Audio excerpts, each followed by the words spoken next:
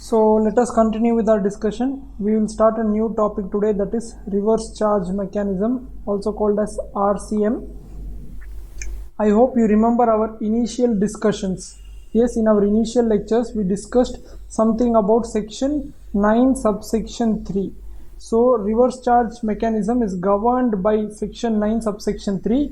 If you remember, we had studied that the government may issue notification. Yes, the government may issue notification specifying goods or services, yes, on which RCM will become applicable. If you don't remember that one, I have reproduced the section here, section 9.3. We can just go through it once. So the government, yes, by notification, it may specify goods or services or both on which tax shall be paid on reverse charge basis.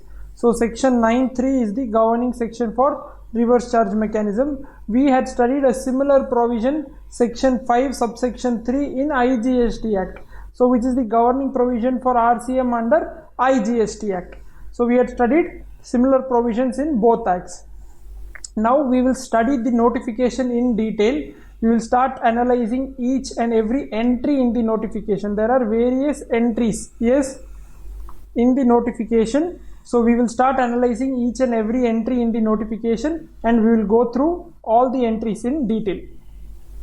First things first, under reverse charge mechanism, the burden is shifted to the recipient. Yes, recipient.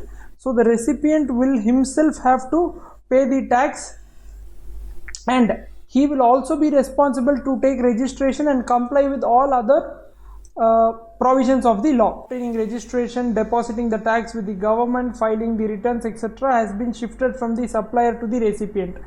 But one thing you have to keep in mind, that ultimately the burden will be on the recipient or the consumer. Yes, it will be on the recipient or the consumer. That principle of indirect tax stays intact here. So ultimately it has to be borne by the recipient or consumer. Okay, then under reverse charge in section 9, if you remember, we studied two sections, section 9 subsection 3 as well as section 9 subsection 4. Yes, now we will be dealing in detail with section 9 subsection 3 or correspondingly section 5 subsection 3. Section 9 subsection 4 we will see later. Here it is only for specified, yes, specified category. Specified category of goods or services, and this 9.3 or 5.3 is general. Okay, so now let us start discussing in detail one by one. So the notification number which we are going to discuss today is notification number 13/2017 dated 28/6/2017. This is the notification wherein different entries, yes, these are called entries. So different entries have been incorporated in this notification, wherein we will study how the government has put the burden on the recipient to pay the taxes.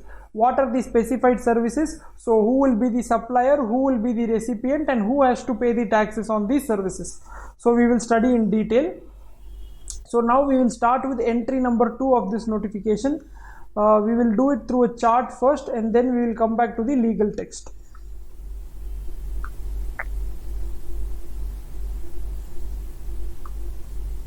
Okay, so the first entry is entry number 2 of notification number 13/2017. This entry talks about legal services. Yes, legal services, availing the services of an advocate. Each and every business in some point of the time, they will have some dispute for which they will have to take the legal advice. Yes, they will have some dispute, or they may have to purchase some things, or they may have to enter into some contracts for which they require assistance of an advocate. So the government has always kept legal services under reverse charge basis. Even in the previous service tax regime, legal services was always under reverse charge mechanism. So the same thing is continuing even in GST. The legal services has been kept under reverse charge mechanism. Okay, so what are the things which you should keep in mind here? So what is the type of service? It is the legal services. who will be the service supplier. Okay, who will be the supplier? Very important. Supplier has to be a firm of advocates, or it can be an advocate who can be a normal advocate or senior advocate. So now you may have a doubt, what is this senior advocate? We will see. There is an explanation which has been given to the notification wherein all these terms have been defined. So we will see that. Next, who is the recipient of the service? Recipient is a business entity located in the taxable territory. Yes, they should be located in the taxable territory. And what is business entity? We studied the definition of business in section 2 subsection 17. Yes, I hope you remember this, wherein we studied 9 activities. So any entity which is doing any of those 9 activities specified in section 2 subsection 17 will be a business entity. So now in this case, RCM will become applicable and the business entity will become liable to pay the tax. Yes, business entity will become liable to pay the tax. Okay, see, now you have to analyze this entry very carefully. Business entity located in taxable territory may be registered, may be unregistered. I hope you agree with this. Yes, a business entity may be registered, may be unregistered. Why unregistered? Maybe because he is not liable to register. Yes, not liable, or he has not crossed the threshold limit for registration. Yes, he has not crossed the threshold limit for registration. These may be few reasons why he is a unregistered business entity. Okay, now if an entity is registered, it is very simple.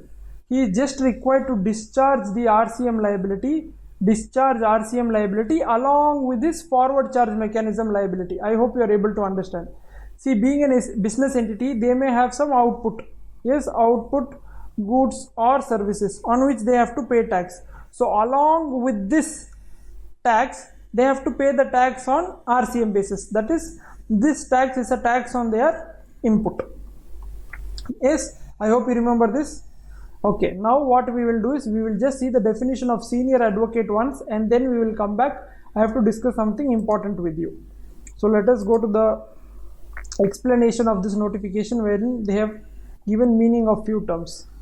Okay, now they have given the meaning of the term senior advocate. Section 16 of Advocates Act says that an advocate is designated as a senior advocate. Yes, he has been designated as a senior advocate by the Supreme Court or the High Court. Yes, so the Supreme Court or High Court, if they think that he has the ability, his standing at the bar is very good, he has special knowledge, or he has a vast experience in the field of law, then he may be deserving and he may be designated. Yes, he may be designated as a senior advocate. So this person is a senior advocate. So let's come back to our chart where we were discussing. So now I hope you are clear with the definition, or you are clear with the meaning of senior advocate. Okay, then what we were discussing? We were discussing that a recipient may be registered or a recipient may be unregistered. Now if he is registered, there is no issue. Okay, one more thing. If he is registered, how will he discharge? How will he discharge his liability? Yes, so we will be discussing section 49.4. We will be discussing section 49 in detail in the payment of tax chapter, but just for your knowledge and for interlinking of the provisions, I am telling you this here, that as per section 49.4, the input tax credit, yes, you remember input tax credit we discussed in our initial lectures. Yes, so input tax credit is nothing but the tax which you have paid on your inputs. That input may be your input goods, it may be services, or it may be capital goods. So the input tax credit, as we already discussed, can be utilized only for the payment of output tax liability. This is very important. The RCM liability, what you are paying, it is not your output tax liability. It is nothing but tax liability on your input. So it is very clear that because RCM being a tax on input services, it has to be discharged in cash. It cannot be discharged using your input tax credit. This is one very important aspect which you have to keep in mind. Okay, let us go further and analyze what will happen if a person is unregistered. So as soon as I say unregistered, a question will come in your mind. Sir, how can an unregistered person pay GST? Yes, your question is absolutely correct. What you are telling is perfectly right.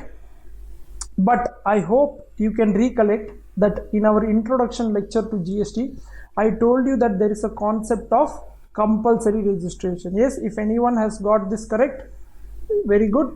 There is something of a concept which we studied called as compulsory registration under section 24. Now what does section 24 say?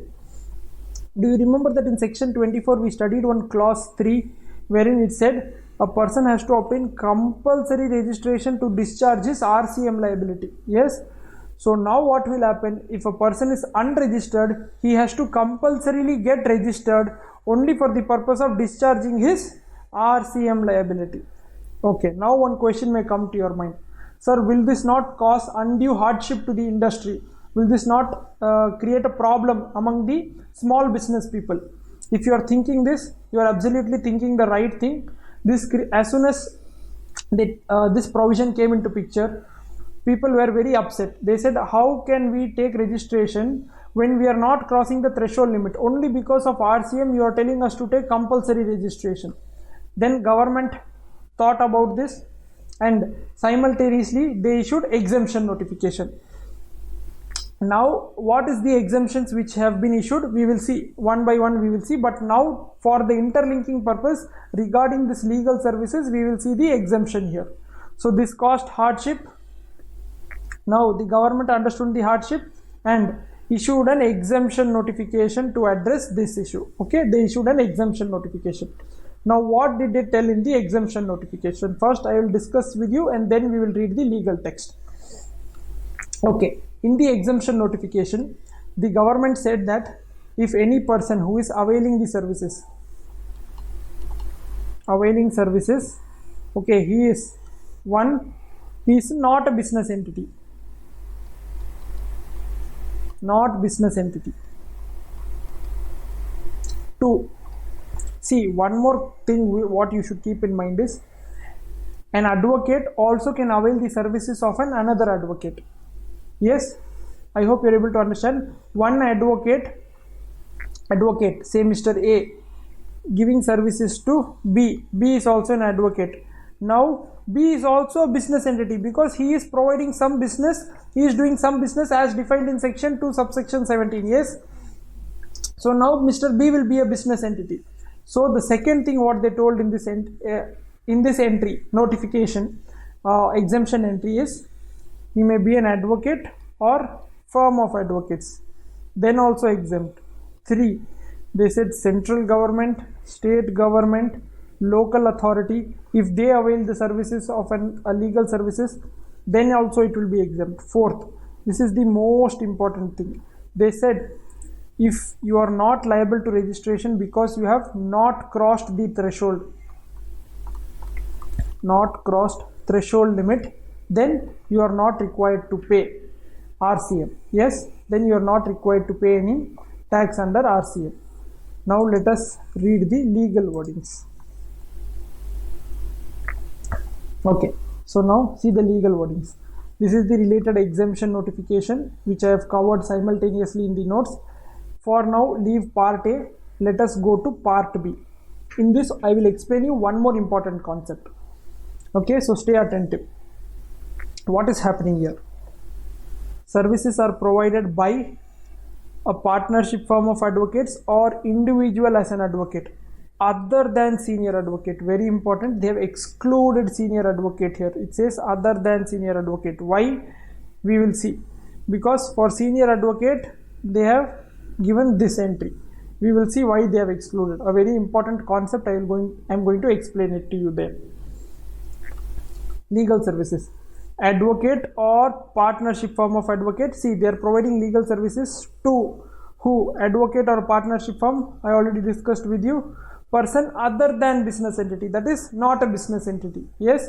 Then aggregate turnover up to such amount in the preceding financial year as makes it eligible for exemption from registration. In simple words, threshold limit has not been crossed. And 4, central government, state government, union territory, local authority, governmental authority, or government entity.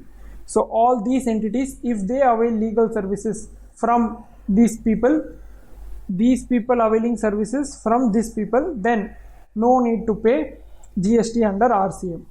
Okay, now why they have excluded senior advocate? See, a senior advocate providing services to other business entity with aggregate turnover up to such amount, or central government, state government, they say it is exempt. But if you see, one entry is missing, that is this entry is missing here. You can see this is missing here. That means if a senior advocate is providing services to another advocate firm or individual advocate, then it is not exempt. But one thing you should keep in mind here, this is not exempt, but these people are also business entity. Do you agree with me? Yes. So they will get covered in this second part, that is, if these people who are availing these services, if their turnover is not crossing, what is the limit? Not crossing 20 lakhs. You remember 20 lakhs or 10 lakhs? We discussed in the initial lectures. It is 20 lakhs or 10 lakhs, and in case of goods it is 40 lakhs. So we are not bothered about goods now. We are talking only about service. So if it is not exceeding 20 lakhs or 10 lakhs, then they may get covered here. But if it exceeds, then what will happen? What will happen? Are you thinking that the advocate firm or firm of advocates have to take registration? If you are thinking that, you are absolutely wrong. Why? Because you have to read one more explanation. Most important explanation. Star. Yes. Who is the recipient? You have to know the definition of a recipient, because who is liable to pay GST under RCM? It is the recipient. So the person who is the litigant, who is the applicant, or who is the petitioner is only the recipient. That means if Mr. A, for example, let us take Mr. A is approaching advocate C, okay, and advocate C has approached advocate S, senior advocate. S is a senior advocate. So Mr. C is going to represent Mr. A, but Mr. C wanted some advice in relation to Mr. A's case, which he took from advocate S. So who will be the recipient? It will be only A and not C. So who will be liable to pay RCM? It will be A and not C. I hope you are able to understand. So Mr. A only will be the recipient. So on this services, that what senior advocate is providing to C advocate, on that service also Mr. A only will be liable to pay the GST under RCM. Okay, now what is this entry? Okay, we will come to this entry now. So let us read the legal. I have explained everything to you. Now let's just read the legal wordings. So it says, who is the supplier of service? Who is the supplier? Advocate, individual, including a senior advocate or firm of advocates. And who is the recipient? Recipient is the business entity located in the taxable territory. We have discussed this. Then they have given what is the meaning of legal service. You can read this for clarity purpose. It means advice, consultancy, assistance in any branch of law, and includes representational services before any court, tribunal, or authority. So if you are thinking that legal service means only going to the court, no, that is including. Representational services included. It includes advice, consultancy, and assistance in any branch of law. So if advocate is giving GST services, see, this is very important, listen to me carefully. If advocate is giving GST service, this gets covered under RCM, because he is providing advisory or consultancy in relation to any law, any stream of law. This gets covered under RCM. But same case, if a chartered accountant is giving GST services, I hope you're getting what I am telling. A chartered accountant is giving GST services, it will get covered under forward charge mechanism. This will not come under reverse charge mechanism. I hope you guys are able to understand. Okay, next, this entry. This is exactly similar to this, but only a new thing what you have to understand here is arbitral tribunal. Yes, you have to understand the word arbitration. You will read this in detail in your corporate law paper. Yes, corporate law, there is a new act, Arbitration and Conciliation Act, which is there in your syllabus, which you will have to study. So you will be studying in detail, but just to give you a brief overview, I will tell you what is arbitration, how it works. So services provided by arbitral tribunal to a business entity. So arbitral tribunal is the service provider and business entity located in taxable territory is the recipient. See, all other things what we discussed will be same here regarding payment, regarding exemption. See, I will just show you the exemption also. It is same what we studied now. Any person other than business entity, any person other than a business entity with aggregate turnover, central government, state government. This is the same thing what we studied here. What is the only thing what I have to explain to you is what is arbitration. So let me explain to you. We will come back to our chart. Okay, so arbitration. See, there may be many big contracts which are happening. Yes, two parties, Mr. A and Mr. B. So what they do is, when they enter into a contract, they keep a arbitration clause in the contract. Now what is this arbitration clause? It says that if there is any dispute in future between Mr. A or Mr. B, Mr. C will settle the dispute. So now they will write this in the contract itself. When they enter into a contract, they will appoint a common person known to both, Mr. C. So if there is any dispute between these two, Mr. C will act as the arbitrator to solve the issue. This process is nothing but arbitration. This process is called as arbitration. So instead of going to the court, they settle privately. Okay, so in more precise terms, let us see here. It is a procedure in which dispute is submitted. Dispute is submitted by the agreement of the parties to one or more arbitrators. So I told you only Mr. C. It may be Mr. C, Mr. D, Mr. E, who makes a binding decision on the dispute. It is a type of private dispute resolution procedure instead of going to the court. Yes, already our Indian courts are burdened with so many cases.